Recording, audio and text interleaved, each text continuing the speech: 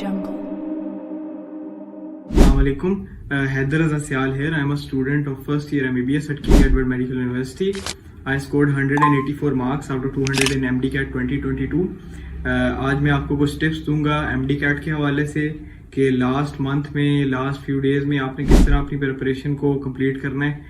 अक्सर ये होता है कि अक्सर पढ़ने वाले बच्चे जो हैं पहले तो काफ़ी उनकी प्रिपरेशन अच्छी होती है, लेकिन लास्ट फ्यू डेज में लास्ट मंथ में आके वो या ओवर कॉन्फिडेंट हो जाते हैं या एक ही चीज़ बार बार पढ़ पढ़ के इंसान बोर हो जाता है। इस वजह से एंड पे उनकी प्रिपरेशन ख़राब हो जाती है। इससे आपने बचना है हर सूरत। मैं आपको चंद टिप्स दूंगा कि लास्ट फ्यू डेज में आपने किस तरह अपनी प्रिपरेशन को लेके चलना है।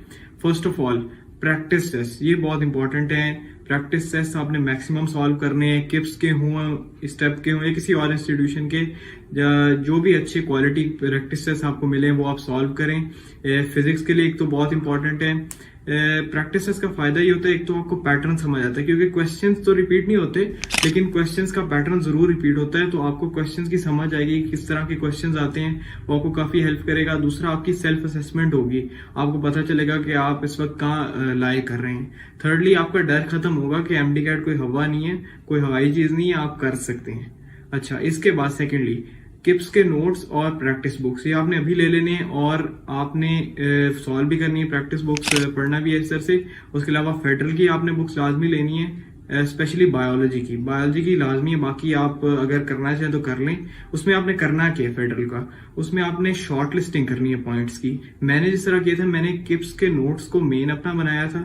जो भी एक्स्ट्रा पॉइंट्स फेडरल में थे या जो टेस्ट में एक्स्ट्रा पॉइंट आते थे या टीचर्स एक्स्ट्रा पॉइंट्स बताते थे, वो मैं उसी नोट्स पे नोट डाउन कर लेता था, ताकि इससे फायदा होता है कि एंड पे जब आप एग्जाम से पहले 10 दिन पहले 15 दिन पहले आप चीजें रिवाइज कर रहे होते हो, तो आपको सारी बुक्स नहीं देखनी पड़ती, आप एक ही बुक से अपनी सारी रिवीजन कर लेते हैं। तो ये बहुत ज्यादा इंपॉर्टेंट है, आपके पास एक ही बुक में, आपके पास एक ही नोट्स में आपके पास कंप्लीट आपका सिलेबस मौजूद हो, सारे पॉइंट्स हों। उसके अलावा आपने अपनी डाइट और स्लीप का भी खास तौर पे ख्याल करना है, बीमार ना हो जाइएगा।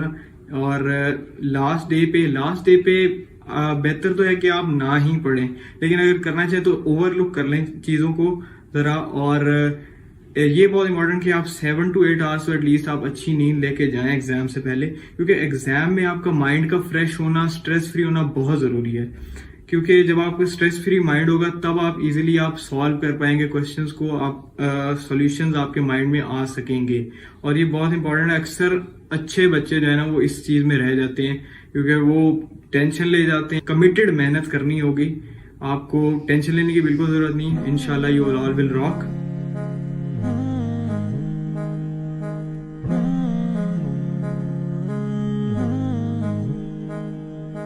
Na na na na na na na na na na na na na na na na na na na